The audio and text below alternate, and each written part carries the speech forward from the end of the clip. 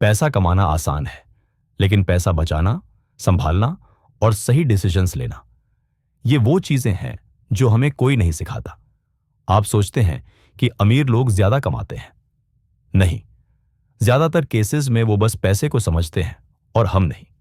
The psychology of money बताती है कि फाइनेंशियल सक्सेस का सबसे बड़ा राज है हमारा बिहेवियर, न कि हमारे डिग्रीज या आईक्यू। इस वीडियो में हम जानेंगे ऐसे पावरफुल लेसन्स जो आपके मनी माइंडसेट को बदल कर रख देंगे। और हां, वीडियो के अंत में मैं शेयर करूंगा एक ऐसा सीक्रेट प्रिंसिपल जो करोड़पतियों का सबसे बड़ा वेपन है। तो चलिए शुरू करते हैं और खुद से पूछते हैं, क्या आप पैसे को कंट्रोल करते हैं या पैसा आपको?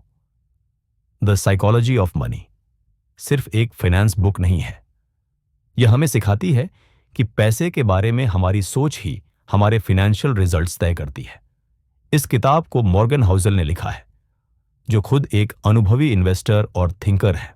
वो कहते हैं, सफलता का मतलब है कि आप जो जानते हैं उसके बारे में नहीं, बल्कि आप कैसे व्यवहार करते हैं उसके बारे में है। यानी पैसा कैसे काम करता है उससे ज्यादा जरूरी है कि हम पैसे के साथ कैसे सोचते हैं और कैसे डिसीजंस लेते हैं। चाहे आप करोड़ों कमाएं या महीने की सैलरी में चलें, अगर आपका माइंडसेट सही नहीं है तो आप कभी भी असली वेल्थ नहीं बना पाएंगे।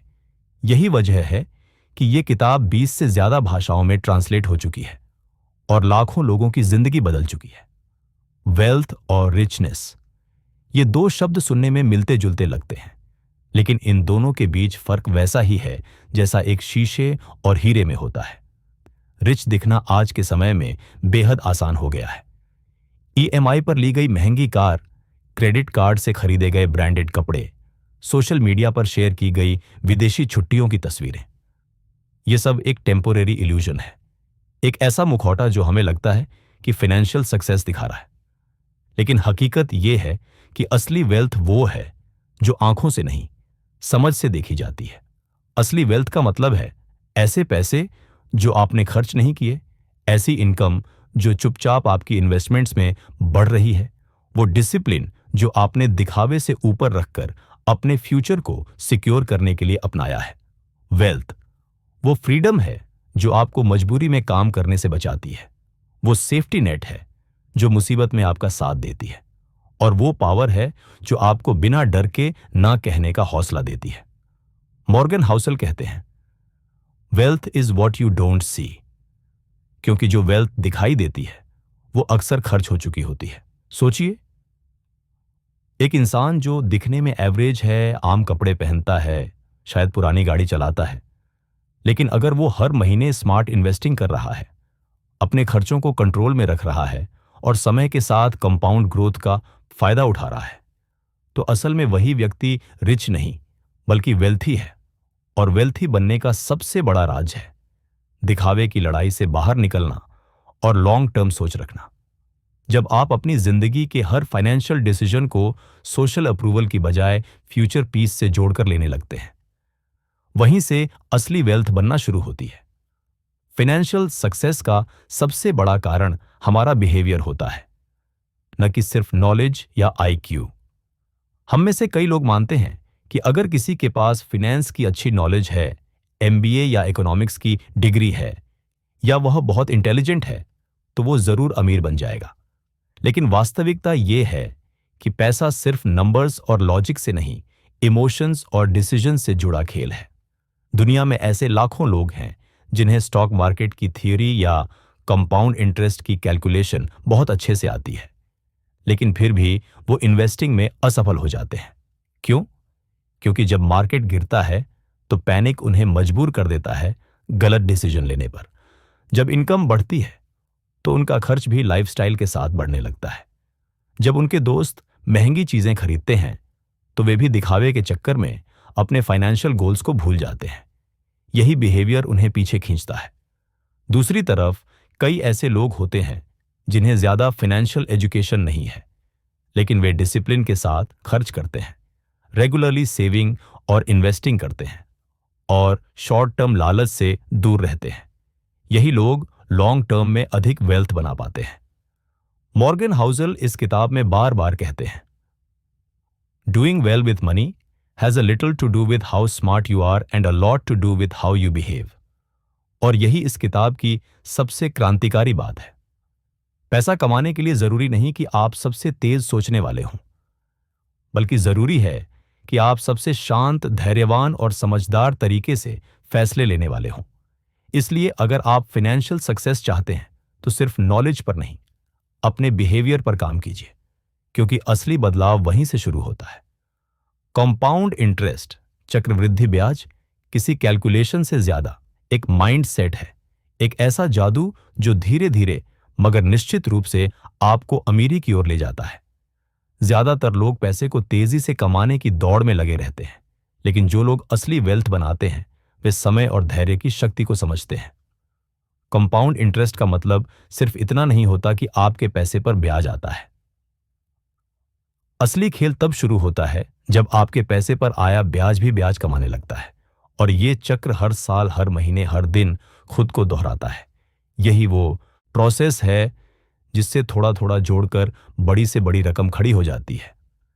बस शर्त यह है कि आप पेशेंट बने रहें और समय को अपना दोस्त बना लें।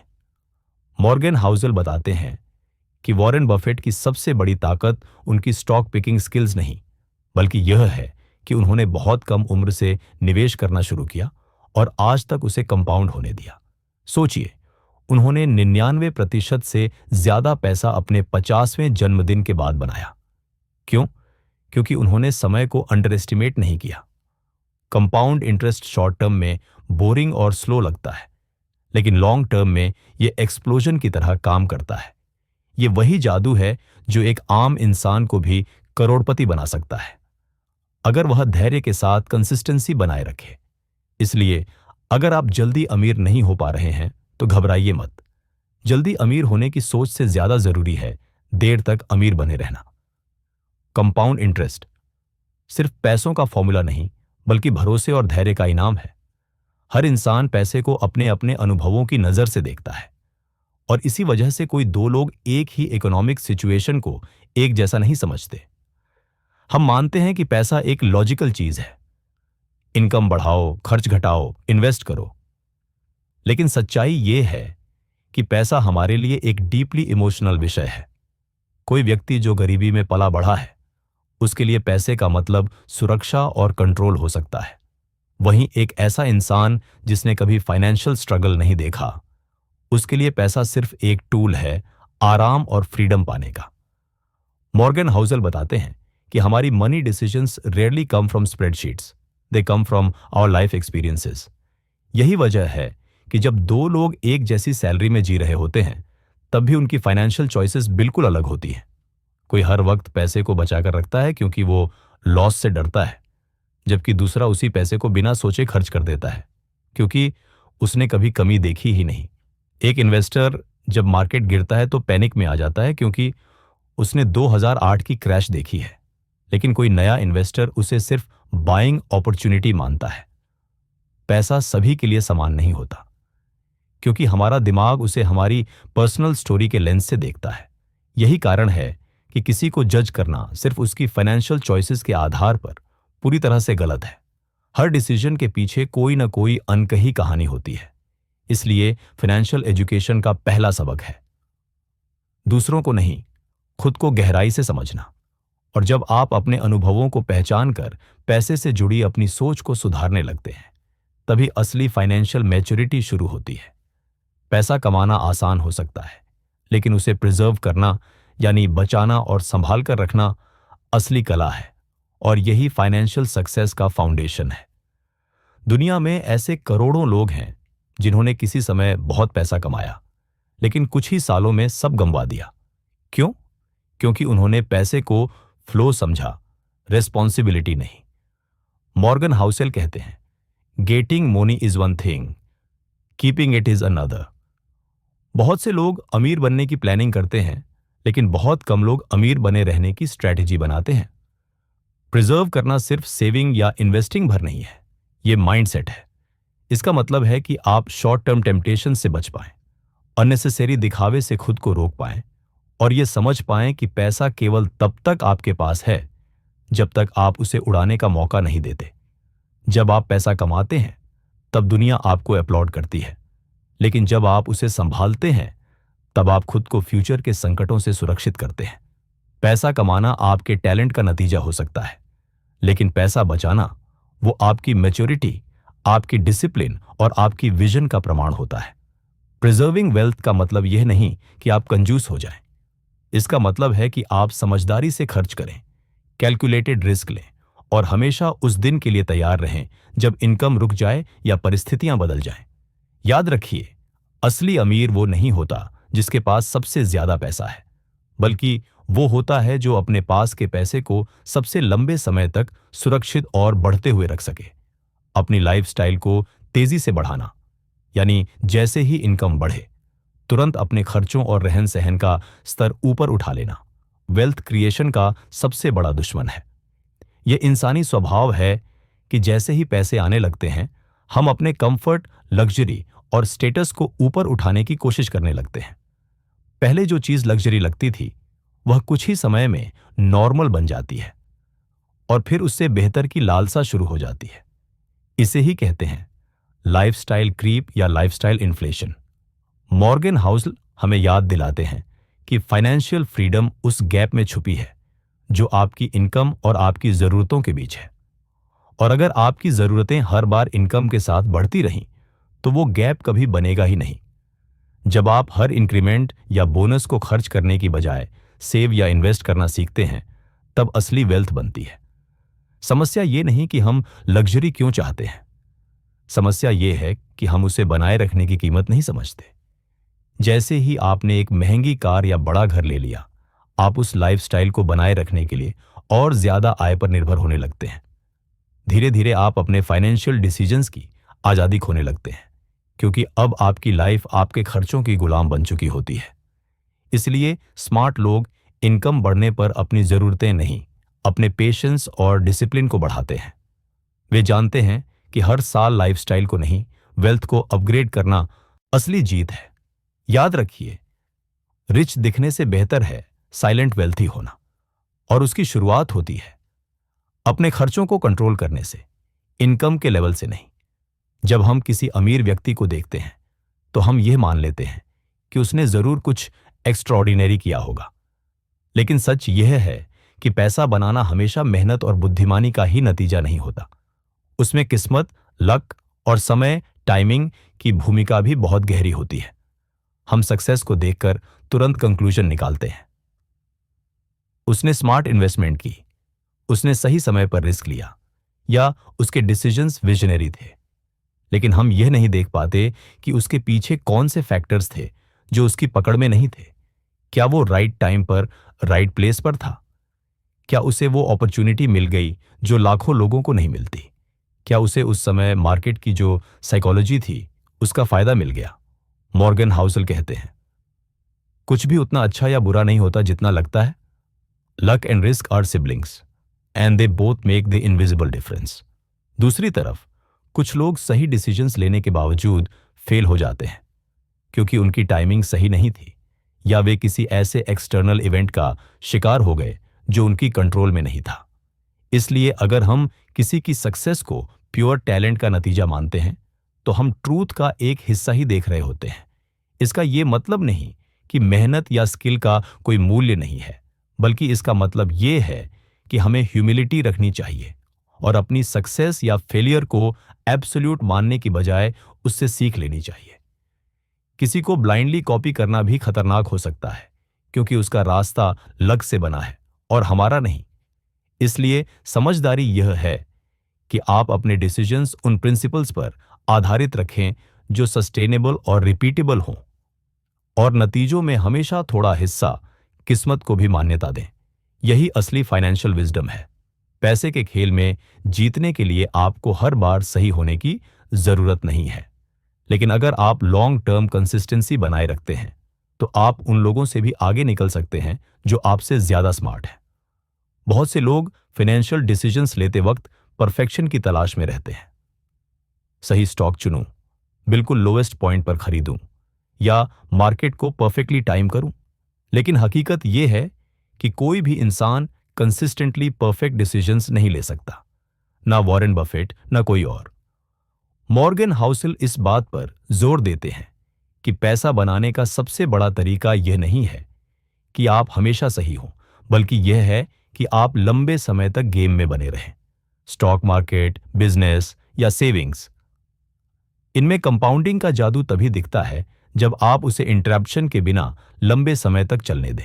आप 100 में से सिर्फ 30 बार सही हो सकते हैं, लेकिन अगर आपने डिसिप्लिन और पेशेंस नहीं खोया तो वही 30 बार आपके लिए लाइफ लॉन्ग वेल्थ बना सकते हैं।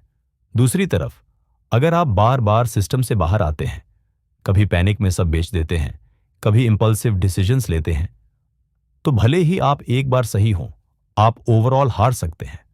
फाइनेंशियल सक्सेस किसी वन टाइम जैकपॉट का खेल नहीं है, यह कंसिस्टेंसी की एक साधना है।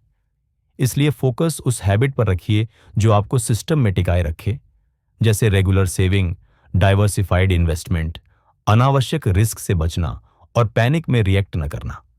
याद रखिए, आप हर बार सही नहीं होंगे, लेकिन अगर आप लंबे समय तक मैदान में डटे रहे तो आप जीत जरूर जाएंगे।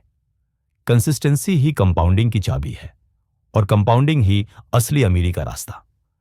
पैसा कमाने का असली मकसद सिर्फ ज्यादा चीजें खरीदना नहीं है, असली मकसद है आजादी, फ्रीडम। सोचिए कितना पावरफुल शब्द है।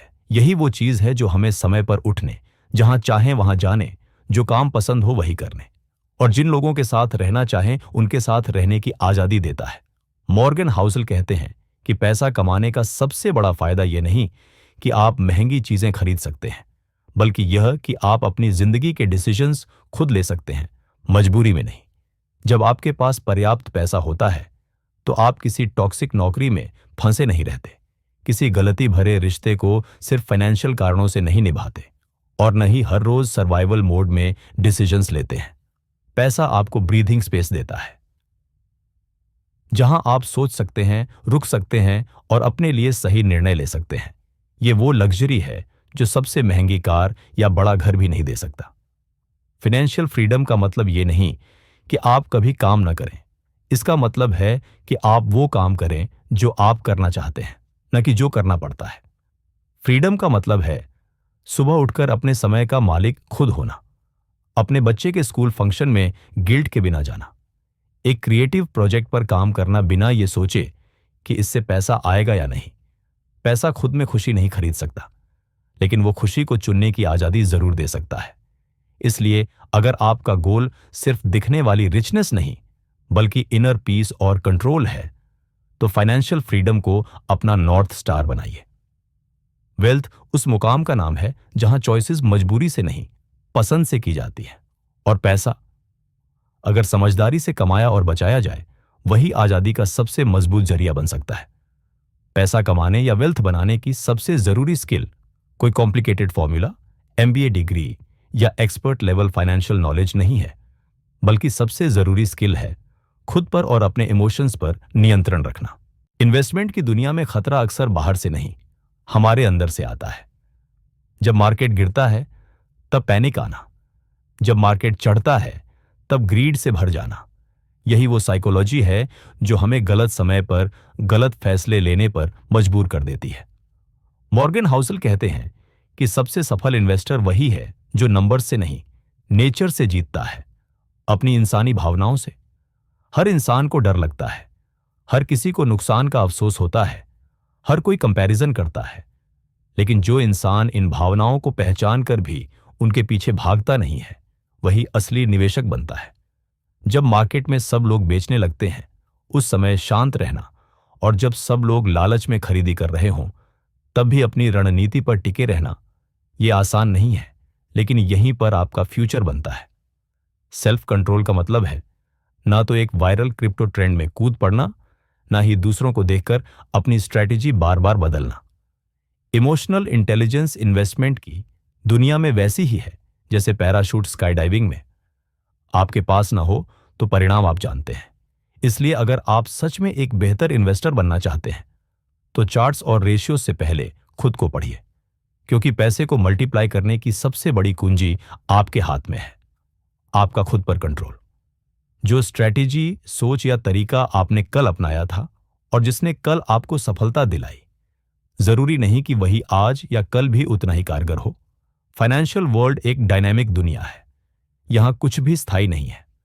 न मार्केट कंडीशंस, न इंटरेस्ट रेट्स, न लोगों की साइकोलॉजी और न ही अपॉर्चुनिटीज। बहुत से लोग एक बार किसी टेक्निक से सक्सेस पाते हैं और फिर उसे ही पकड़कर बैठे रहते हैं। चाहे दुनिया बदल जाए, वो अपनी स्ट्रैटेजी नहीं बदलते। यही रिजिडिटी धीरे धीरे उनके नुकसान की जड़ बन जाती है।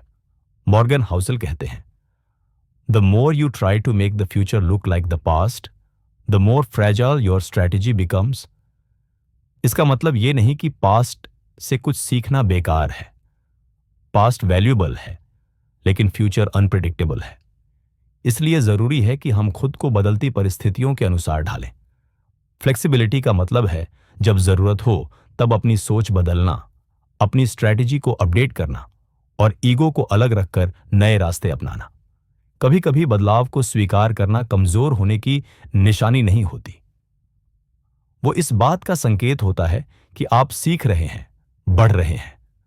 आज की दुनिया में जहां टेक्नोलॉजी, इकोनॉमी और इवन पीपल्स माइंडसेट हर 5 साल में ड्रास्टिक बदल जाते हैं, वहां पर वही टिक पाएगा जो अडेप्टेबल होगा।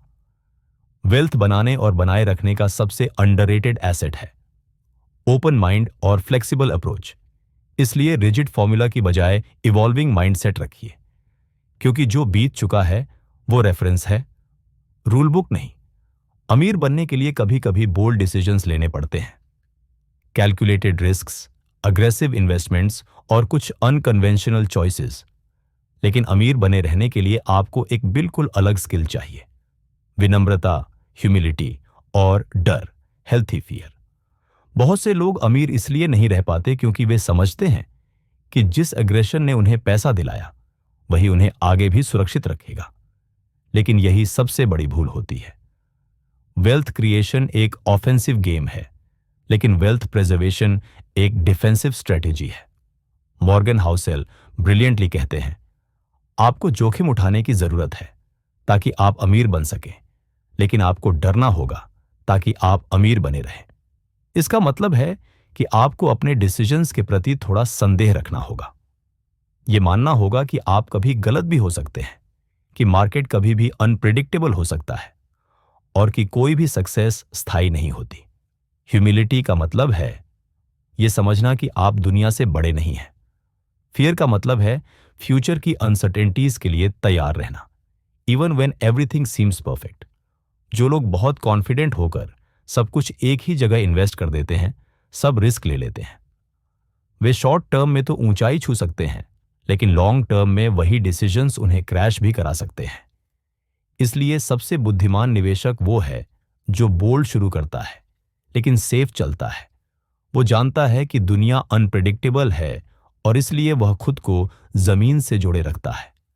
असली अमीरी सिर्फ पैसे में नहीं, माइंडसेट में होती है।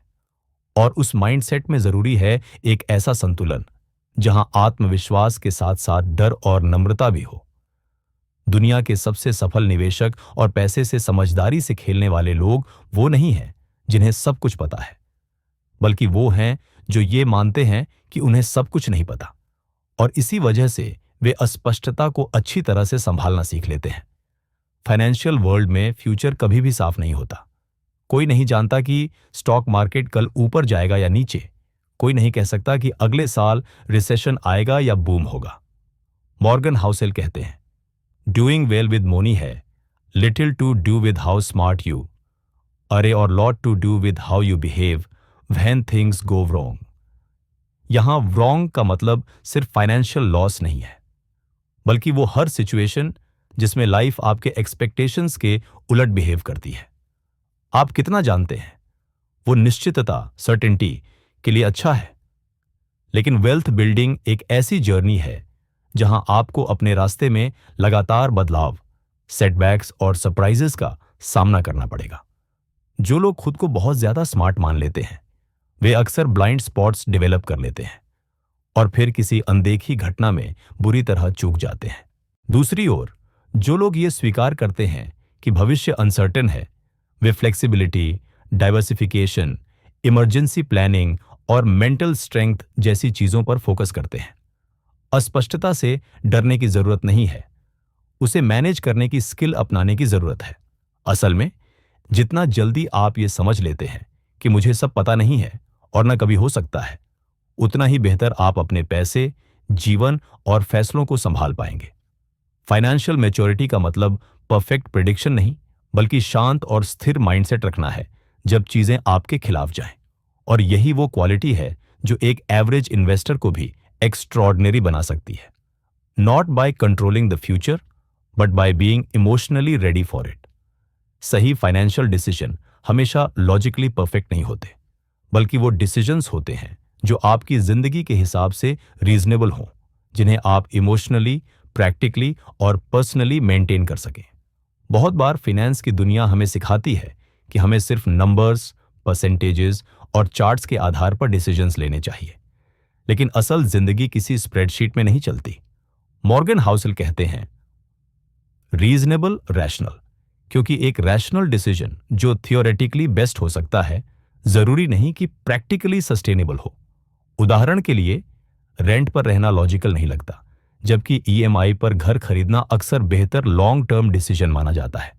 लेकिन अगर रेंट पर रहकर आप फ्लेक्सिबिलिटी पाते हैं और उस पैसे को इन्वेस्ट करके पीस ऑफ माइंड बना पाते हैं, तो वो डिसीजन आपके लिए रीजनेबल है, भले ही वो एक्सेल शीट पर उतना परफेक्ट ना दिखे। इसी तरह बहुत से लोग लो इंटरेस्ट लोन्स नहीं लेते क्योंकि उन्हें मानसिक कर्ज से असहजता होती है। तो भले ही वो गणित में गलत हो, भावनात्मक रूप से वो एक स्वस्थ वित्तीय जीवन जी रहे होते हैं। हम सबकी प्रायोरिटीज अलग होती हैं। कोई फाइनेंशियल फ्रीडम चाहता है, कोई स्टेबिलिटी, कोई रिस्क लेना चाहता है और कोई पीस ऑफ माइंड। इसलिए कोई भी यूनिवर्सल फॉर्मूला हर किसी पर लागू नहीं होता। एक अच्छा फाइनेंशियल डिसीजन वो है जो आप लंबे समय तक बिना तनाव के फॉलो कर सकें, न कि वो जो सिर्फ पेपर पर स्मार्ट लगे लेकिन प्रैक्टिकली आपको एंग्जाइटी दे। आपका पैसा आपके लिए काम तभी करेगा जब आपका माइंड और हार्ट दोनों उस स्ट्रैटेजी से अलाइंड हो। और यही रीजन है कि हर व्यक्ति को अपने लिए सामान्य वित्तीय ढांचा बनाना चाहिए जो उसे न केवल अमीर बल्कि शांत और नियंत्रण में बनाए। पैसा सिर्फ संख्याएं नहीं है, यह हमारे इमोशंस, ईगो, फियर, प्राइड, लालच, जलन और हमारे असुरक्षा भाव से गहराई से जुड़ा हुआ विषय है। जब हम किसी की फाइनेंशियल जर्नी को देखते हैं तो हम अक्सर उसे नंबर्स में जज करते हैं। उसकी आय कितनी है, उसकी नेटवर्थ क्या है, उसने कितना इन्वेस्ट किया। लेकिन हम भूल जाते हैं कि इन संख्याओं के पीछे एक इंसान है जिसकी डिसीजंस केवल लॉजिक से नहीं बल्कि भावनाओं से संचालित होते हैं। मॉर्गन हाउसल बार बार इस बात पर जोर देते हैं कि पैसा रेयरली एक मैथमेटिकल कॉन्सेप्ट है, यह फंडामेंटली साइकोलॉजिकल है। हम इसलिए ओवरस्पेंड करते हैं क्योंकि हमें वैलिडेशन चाहिए होता है, इसलिए रिस्क लेते हैं क्योंकि हमें दूसरों से बेहतर दिखना होता है, और कभी कभी सेव नहीं कर पाते क्योंकि हम डरते हैं कि कहीं खुशी सेक्रीफाइस ना करनी पड़े। कई बार हम ऐसे इन्वेस्टमेंट्स में फंस जाते हैं जो हमारी ईगो को खुश करते हैं लेकिन हमारे पोर्टफोलियो को नहीं। हम कंपैरिजन करते हैं, एक दोस्त ने क्रिप्टो से लाखों कमाए तो हम भी एंट्री ले लेते हैं, चाहे हमें उस मार्केट की समझ हो या ना हो। हम फियरफुल डिसीजंस इसलिए लेते हैं क्योंकि हमने अतीत में लॉस देखा है और फिर उसी फियर में अपॉर्चुनिटी भी खो बैठते हैं। कभी कभी हम इतना ज्यादा सोचते हैं कि पैरालिसिस हो जाता है और कभी इंपल्सिव होकर सब कुछ दांव पर लगा देते हैं। यह सब नंबर ड्रिवन नहीं है, यह ह्यूमन ड्रिवन है। इसलिए फाइनेंशियल प्लानिंग सिर्फ कैलकुलेटर से नहीं, खुद को समझने से शुरू होती है। जब तक हम ये नहीं पहचानते कि पैसा हमारे अंदर की कौन सी भावना को ट्रिगर करता है, तब तक हम बाहर की दुनिया में इससे स्मार्ट तरीके से डील नहीं कर पाएंगे। असली फाइनेंशियल इंटेलिजेंस तब आती है जब आप सिर्फ रिटर्न्स को नहीं, अपने रिएक्शंस को भी ट्रैक करने लगते हैं, क्योंकि पैसा आपका दर्पण है और उस दर्पण में जो दिखता है वही आपकी असली फाइनेंशियल रियलिटी है। तो यही है द साइकोलॉजी ऑफ मनी की असली समझ, कि पैसा कमाना सिर्फ एक आर्थिक खेल नहीं बल्कि एक मानसिक यात्रा है। यह किताब हमें यह नहीं सिखाती कि कौन से स्टॉक्स खरीदें या कितना पैसा कहां लगाएं, बल्कि यह हमें यह सिखाती है कि पैसे के बारे में हम कैसे सोचते हैं, कैसे महसूस करते हैं और कैसे व्यवहार करते हैं वही हमारी फाइनेंशियल रियलिटी तय करता है। पैसा खुद में न्यूट्रल है, न अच्छा न बुरा, लेकिन हम उसमें जो मीनिंग भरते हैं वो हमारे जीवन की दिशा तय करता है।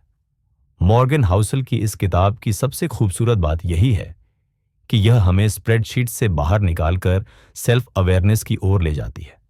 यह बताती है कि कोई भी इंसान, चाहे उसकी इनकम कुछ भी हो, स्मार्ट फाइनेंशियल लाइफ जी सकता है अगर वो डिसिप्लिन, पेशेंस, ह्यूमिलिटी और इमोशनल कंट्रोल जैसे गुणों को अपनाए।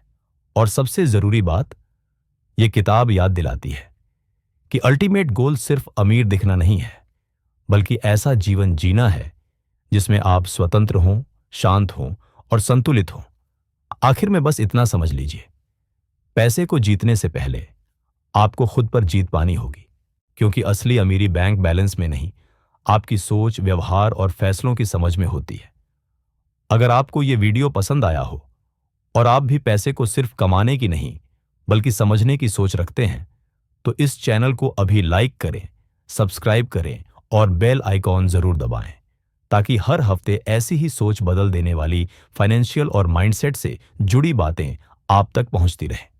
आपका एक लाइक और कमेंट हमें मोटिवेट करता है और अगली पावरफुल वीडियो लाने की इंस्पिरेशन देता है। धन्यवाद। मिलते हैं अगले वीडियो में एक नई सीख, एक नए नजरिए के साथ। तब तक के लिए सोचिए नहीं, सीखिए और खुद पर विश्वास रखिए।